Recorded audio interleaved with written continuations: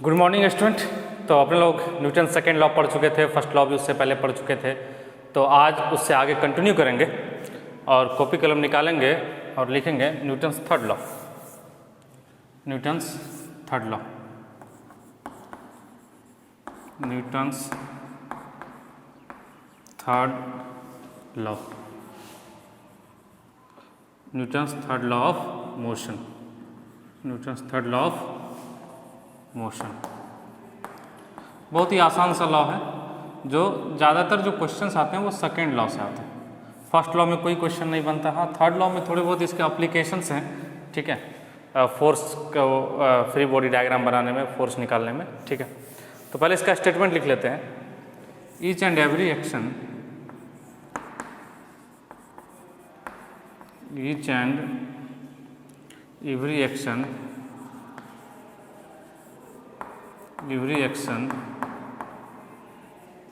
has an equal and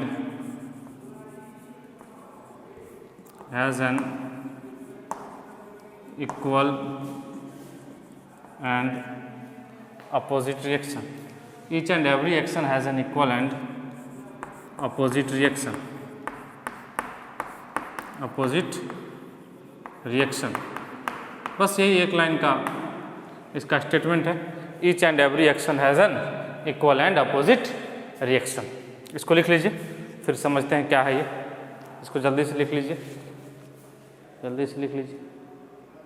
चलिए समझते हैं, लिख लिए हैं। तो बोला गया कि प्रत्येक क्रिया के बराबर एवं विपरीत दिशा में प्रतिक्रिया बल होती है। हिंदी में अगर कोई स्टेटमेंट लिखना चाहे तो प्रत्येक क्रिया के बराबर एवं विपरीत दिशा में प्रतिक्रिया बल होती है। समझिएगा इसको। जैसे मान लिया जाए कि ये बोर्ड है, इस बोर्ड पे हमने जोर से इस तरह से फोर्स अप्लाई किया, ऐसे करके फोर्स अप्लाई किया।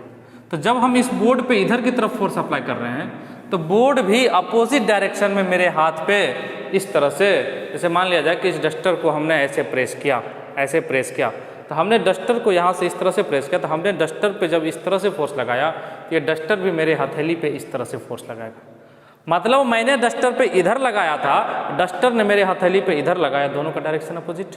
और जितना हम फोर्स लगाएंगे उतना ही ये डस्टर भी लगाएगा। यदि हम 10 न्यूटन का लगा रहे हैं तो ये डस्टर भी इस पर 10 न्यूटन का फोर्स लगाएगा, ये डस्टर भी 10 न्यूटन का फोर्स लगाएगा। एग्जाम्पल देख लेते हैं, बहुत सारे एग्जाम्पल। जैसे मान लिया जाए ये कोई स्प्रिंग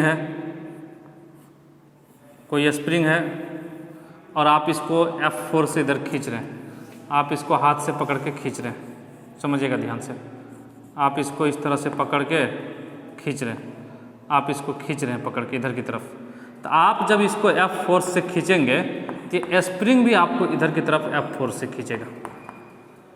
आप कभी खींच के देखिएगा, जब आप स्प्रिंग को ऐसे खींचेंगे तो लगेगा स्प्रिंग भी अपनी तरफ हमको खींच रहा है। मतलब ये हुआ कि F4 से आप स्प्रिंग को इधर की तरफ खींच रहे हैं तो F4 से स्प्रिंग भी आपको इधर की तरफ खींचेगा, इधर की तरफ खींचेगा। तो देखिए दोनों इक्वल है, इधर भी F है, इधर भी F है, दोनों इक्वल है, लेकिन डायरेक्शन दोनों का क्या है? अपोजिट है। डायरेक्शन क्या है? अपोजिट है। तो इसीलिए एक एक्शन हुआ, दूसरा रिएक्शन। मतलब हर एक्शन का दूसरा रिएक्शन देखने के लिए मिलेगा, हर एक्शन का एक रिएक्शन देखने के लिए मिलेगा। और इक्वल अमाउंट में होगा, जो फोर्स होगा वो इक्वल अमाउंट में होगा, जो फोर्स होगा वो इक्वल अमाउंट में होगा। समझ रहे हैं? जैसे मान लीजिए और एक दो एग्जाम्पल बना लेते हैं। चलिए बना लेते हैं। मान लीजिए ये बॉडी है, ये बॉडी, हालांकि ये तो ग्रेविटेशन की बात हो जाएगा। ये बॉडी है और ये रस्सी से बांध दिए हैं दूसरा बॉडी को, और इस रस्सी से बांध दिए दूसरा बॉडी को, और ये बॉडी आगे की तरफ जा रहा है, ये बॉडी आगे की तरफ जा रहा है। मान के चलिए ये बॉडी आगे की तरफ इसको कोई खींच रहा है। अपने लोग को इस दोनों बॉडी के बीच में देखना है, ध्यान दीजिए। तो ये आगे जाएगा तो ये रस्सी की सहायता से जो ब्लॉक ए है वो भी आगे जाएगा। रस्सी से ए और बी ऐड है, मतलब कनेक्टेड है, तो बी जब आगे जाएगा तो ए को भी आगे ले जाएगा। मतलब ए को जो है, ए पे फोर्स इधर लगेगा, ए पे फोर्स इधर लगेगा, इसको टेंशन फोर्स कहते हैं। समझिए ना, बी और ए दोनों बॉडी एक रस्सी के माध्यम से, एक स्ट्रिंग के माध्यम से कनेक्टेड है और बी को कोई खींच रहा है आगे की तरफ, तो साथ में ए भी जाएगा। इसका मतलब ए आगे जाएगा, मतलब ए पे फोर्स ऐसे लगेगा। अच्छा, ए को बी इधर की तरफ खींच रहा है, लेकिन ए बोलेगा नहीं नहीं हम नहीं जाएंगे, हम नहीं जाएंगे। तो ए बोलेगा कि तुम इधर ही रहो, तुम इधर ही रहो। तो बी पे जो ए फोर्स लगाएगा वो ऐसे लगाएगा, इक्वल लगाएगा। तो यहाँ टी लग रहा था, यहाँ भी टी लगेगा। इसका डायरेक्शन इधर है तो इसका डायरेक्शन अपोजिट हो जाएगा। नहीं समझे? तो कभी भी जो एक्शन रिएक्शन फोर्स होता है वो इक्वल होता है और अपोजिट डायरेक्शन में, इक्वल होता है और अपोजिट डायरेक्शन में। अच्छा, कई बार ये क्वेश्चन आता है कि बताइए पहले एक्शन लगेगा या पहले रिएक्शन लगेगा।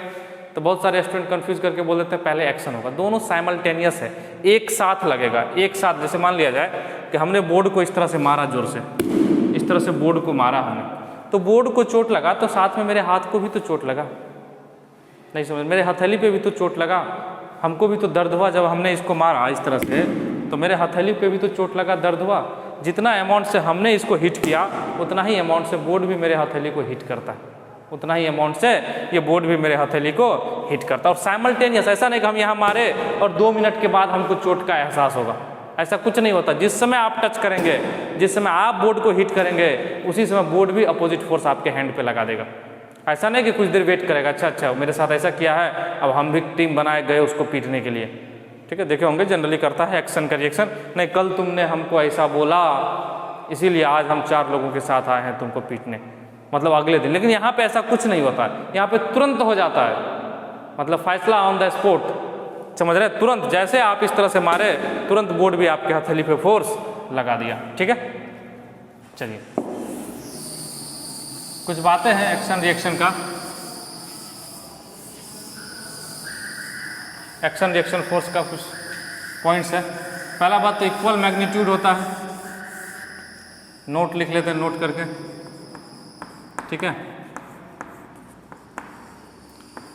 Action reaction force act simultaneously. Action reaction force acts simultaneously, मतलब एक साथ लगता है। ऐसा नहीं कि एक पहले लगेगा एक बाद में, पहले एक्शन, ठीक है, पहले एक्शन होगा फिर उसका रिएक्शन, ऐसा कुछ नहीं है। यहाँ पे एक साथ होगा साइमल्टेनियसली, मतलब action reaction force act simultaneously. ठीक है, action reaction force has equal magnitude. Action reaction force has, action reaction forces have equal magnitudes. दोनों के परिमाण जो होते हैं वो बराबर होते हैं, हैव इक्वल मैग्नीट्यूड। ठीक है, एक्शन रिएक्शन फोर्स को इक्वल मैग्नीट्यूड हो, मतलब अगर 10 न्यूटन से आपने इसको 10 न्यूटन से आपने इसको दबाया तो वो भी आपको 10 न्यूटन से ही अपोजिट डायरेक्शन में पुश करेगा। ठीक है, हाँ, डायरेक्शन अपोजिट होता है। Action reactions, direction of action reaction is always opposite. Direction of action reaction is always opposite. Direction of action reaction is always opposite. Is always opposite. मतलब हमेशा कैसा होता है? अपोजिट होता है। ठीक है, हमेशा कैसा होता है? अपोजिट होता है। ये 3 पॉइंट्स है, इसको लिख लीजिए जल्दी से, फिर आगे और लर्न करेंगे, तीनों को लिख लीजिए। लिख लिए। एक एग्जांपल और देखते हैं जो आपके एनसीईआरटी में दिया हुआ, गन का केस। ठीक है, मिटा दे।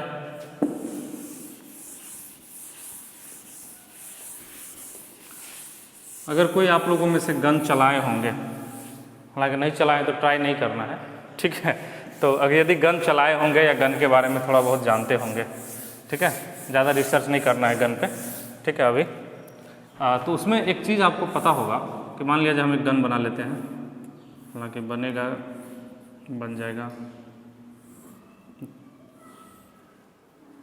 देसी कट्टा बना लिए, ठीक है, ये गन बना लिए, जो भी होता है यहाँ ऐसे करके स्प्रिंग वगैरह मान लीजिए ये गन है, ठीक है, समझिएगा इसमें क्या होता है।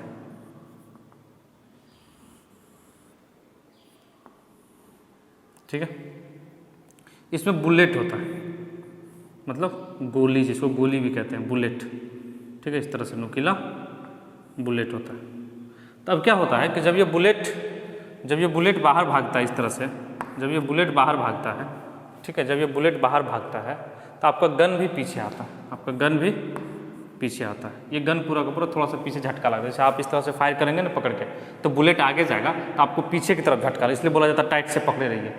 ठीक है, इसलिए बोला जाता है टाइट से पकड़े रहिए। ठीक है, ऐसा नहीं कि गन बुलेट आगे निकला, हाथ लूज किए हुए हैं और गन हाथ से छूट के गिर गया और इसका जो बैरल है वो इधर ही घूम गया, तो खुद से स्वाहा हो जाएंगे। ठीक है, सेल्फ ये क्या कहते हैं, सुसाइड हो जाएगा फिर आपका।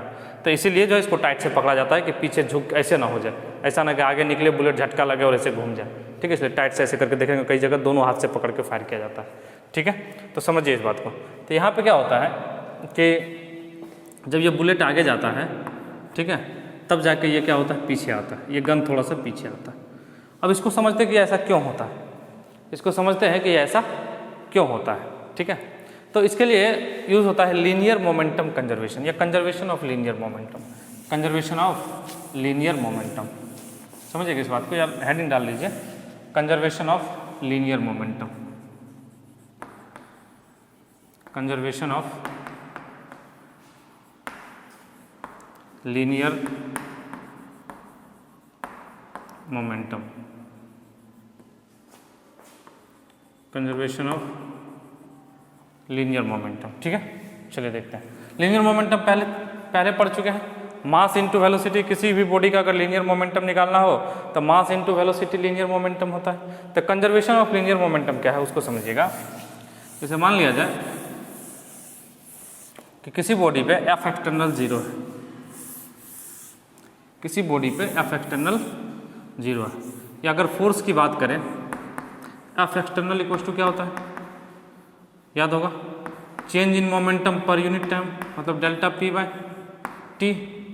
एफ एक्सटर्नल इक्वल टू क्या होता है, डेल्टा पी बाई टी। अच्छा, अब मान लीजिए कि एफ एक्सटर्नल 0 है, एफ एक्सटर्नल इक्वल टू 0 है, एफ एक्सटर्नल इक्वल टू 0 है, तो इसका मतलब 0 इक्वल टू क्या हो जाएगा, delta P upon T, delta P upon T. F external की जगह 0 पुट कर दीजिए। ठीक है, तो डेल्टा पी इक्वल टू क्या हो गया यहाँ से 0। अच्छा, डेल्टा पी क्या होता है, P final minus P initial equal to 0। तो यहाँ से क्या होगा, P final equal to P initial. यही है, देखिए, जितना फाइनल मोमेंटम उतना ही इनिशियल मोमेंटम। यही है अपना लीनियर। इसको ऐसे भी लिख सकते हैं, पी फाइनल को एम तो सेम रहेगा, M into V final equal to M into V initial, ये भी होता है।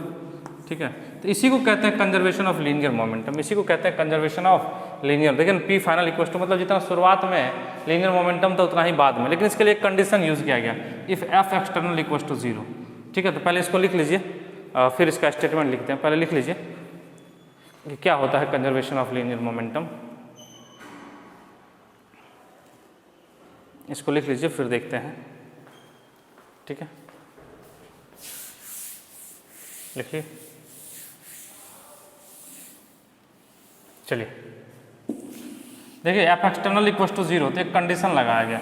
ठीक है, तो क्या हो गया, P final equal to P initial, मतलब जितना शुरुआत में लीनियर मोमेंटम होगा उतना ही बाद में होगा। तो कंजर्व हो गया कि नहीं, जितना शुरुआत में आपके पास पैसा था उतना ही बाद में। कंजर्व मतलब होता है संरक्षित, कंजर्व का मतलब होता है संरक्षित, मतलब जो जिसमें ना घटे ना बढ़े। जैसे मान लिया जाए कि आप क्या कहते हैं, किसी आपके पास 1 लाख रुपया और हमेशा ना उसको बैंक में डाल रहे हैं, ना निकाल रहे हैं, ना कुछ कर रहे हैं आप। ठीक है, आप घर में बंद करके अलमीरा में रख दिए, तो वो क्या है, संरक्षित है आपका। कंजर्व है, वो हमेशा उतना ही रहेगा। ठीक है, तो यही है कंजर्वेशन, जितना शुरू में अगर उतना ही बाद में है तो वो कंजर्व हो जाता है। ठीक है, तो इसके लिए लिखा जाता है, if net external force on a body is 0, if net external force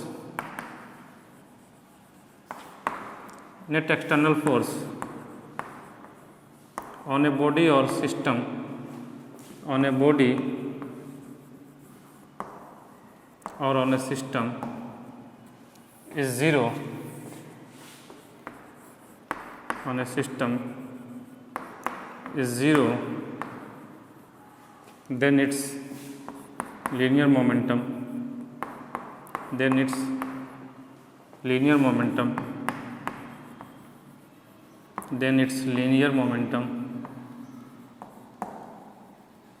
will be conserved. Then its linear momentum will be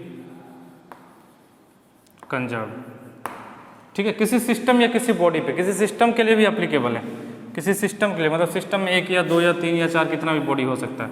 अगर पूरे सिस्टम का लीनियर अगर नेट एक्सटर्नल फोर्स 0 है तब भी लीनियर मोमेंटम कंजर्व होगा। जरूरी नहीं है कि एक बॉडी के लिए हो, 2 बॉडी के लिए भी हो सकता है। 2 बॉडी को मिला के नेट एक्सटर्नल फोर्स 0 हो रहा है तो उस केस में भी ये लीनियर मोमेंटम का कंजर्वेशन जो है वो अप्लाई हो जाएगा, वो लागू हो जाएगा, विल बी कंजर्व। ठीक है, इसको लिख लीजिए, मिटाते हैं फिर और समझते हैं। चलिए, मतलब जितना मोमेंटम पहले उतना ही मोमेंटम बाद में। एग्जाम्पल के माध्यम से समझे, ठीक है, एग्जाम्पल के माध्यम से समझे। चलिए, सबसे बेस्ट एग्जाम्पल देखते हैं कोलिजन का। मान लिया जाए ये 2 kg था और इधर आ रहा था 4 मीटर पर सेकेंड से, इधर आ रहा था 4 मीटर पर सेकेंड से। ठीक है, 2 kg था और इधर आ रहा था 4 मीटर पर सेकेंड से। यहाँ आ जाइए, ठीक है, ये है 4 kg, ये है, ये भी ले लेते हैं 2 kg, ये भी ले लिए 2 kg, और ये इधर आ रहा था 2 मीटर पर सेकेंड से, ये इधर आ रहा था 2 मीटर पर सेकेंड से। दोनों आपस में टकरा गया, एक 4 मीटर पर सेकेंड से जा रहा था, एक 2 मीटर पर सेकेंड से इधर से आ रहा, दोनों आपस में टकरा गया। तो बोला गया कि टकराने के बाद समझिएगा, टकराने के बाद की स्थिति को हम बताते हैं। ठीक है, कि ये बॉडी रुक गया आफ्टर कोलिजन, ये फर्स्ट बॉडी है, ये सेकेंड बॉडी। आफ्टर कोलिजन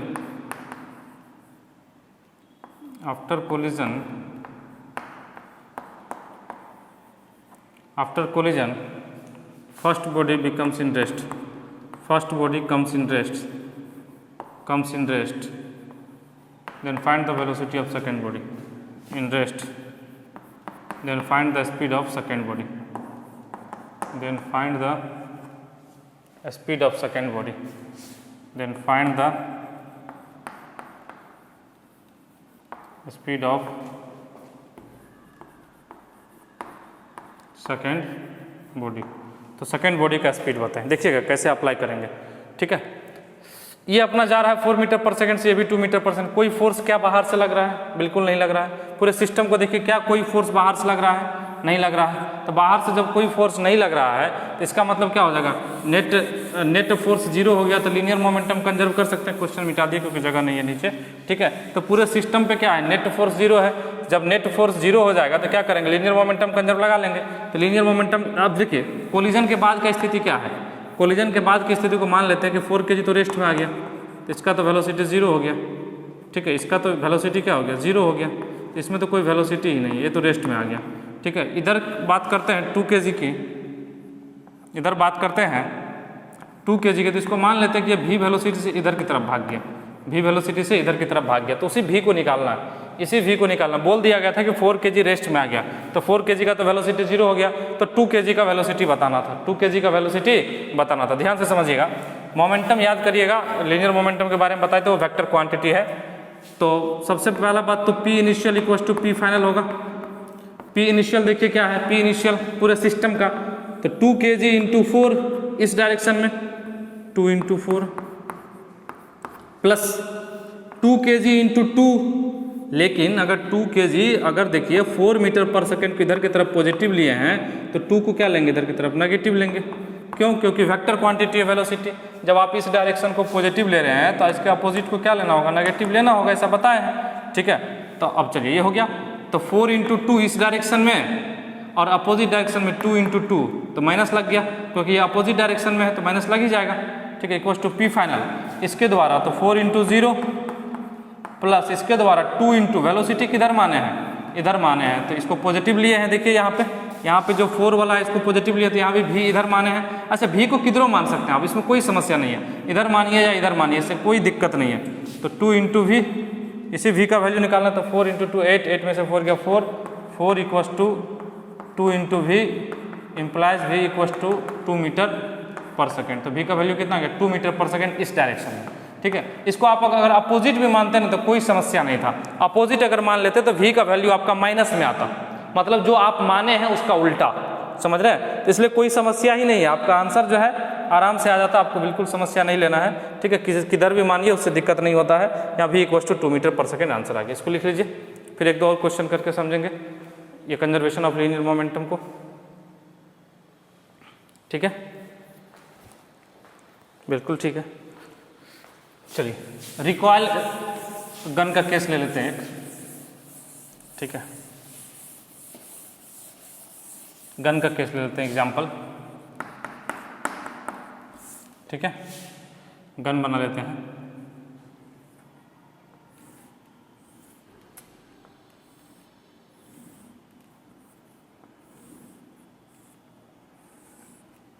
बहुत ही अच्छा गन बना लिए हैं। ठीक है,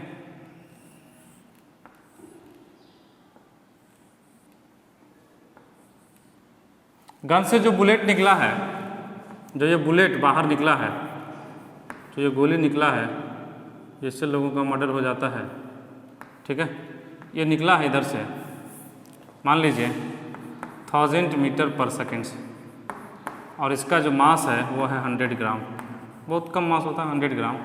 और ये जो है 2 kg का आपका गन है, तो आपका रिकॉइल स्पीड बताना, मतलब रिकॉइल मतलब पीछे की तरफ वेलोसिटी बताना। Find the velocity of gun, find the recoil speed of, इसको रिकॉइल बोलते हैं, फाइंड द रिकॉइल, जो पीछे की तरफ आता है ना, रिकॉइल स्पीड ऑफ गन। ठीक है, गन का रिकॉइल स्पीड बताना। देखिए ये जो बुलेट निकलता है ना, ये इसके इंटरनल मैकेनिज्म की वजह से निकलता है। आपको पता होगा, जो लोग डिटेल में जानते होंगे, इसके अंदर बारूद भरा जाता है, यहाँ से एक आता है हिट करता है, इसके पीछे मेटल का प्लेट लगा होता है, हिट करने के बाद चिंगारी बनता है, चिंगारी के बदले आग लगता है, इसमें आग लगने के बाद ये विस्फोट ब्लास्ट करता है, लेकिन बाहर से चैम्बर लगा हुआ, बैरल लगा हुआ, तो ब्लास्ट करने के बाद इसको जगह नहीं मिलता है, तो ये आगे की तरफ खाली मिलता है, तो आगे की तरफ ये भागता है। यही कॉन्सेप्ट है गन का। ठीक है, बनाना शुरू मत कर दीजिएगा आप लोग, ठीक है, गवर्नमेंट से अलाउड नहीं है। ठीक है, हम तो ऐसे बता दिए कि इसके पीछे एक मेटल का प्लेट होता है, यहाँ एक नुकीला सा होता है। ठीक है, ये आके क्या करता है, इसके मेटल प्लेट पे हिट करता है। जैसे हिट करता है, लाइटर देखे ना, आग गैस जलाने वाला लाइटर, उसमें भी क्या होता है, 2 मेटल हिट करता है। जैसे हिट करता है, यहाँ से चिंगारी निकलता है, अंदर बारूद भरा हुआ, जैसे चिंगारी निकला इसमें आग लगता है, आग लगने के बाद ये ब्लास्ट करता है। अब ब्लास्ट करने के लिए इसका जो है वॉल्यूम बढ़ेगा, और ये बाहर से बैरल लगाए हुए हैं बढ़िया सा लोहा का, ठीक है, बढ़िया सा आयरन का लगाए हुए, तब ये तो इसको फैलने नहीं देगा।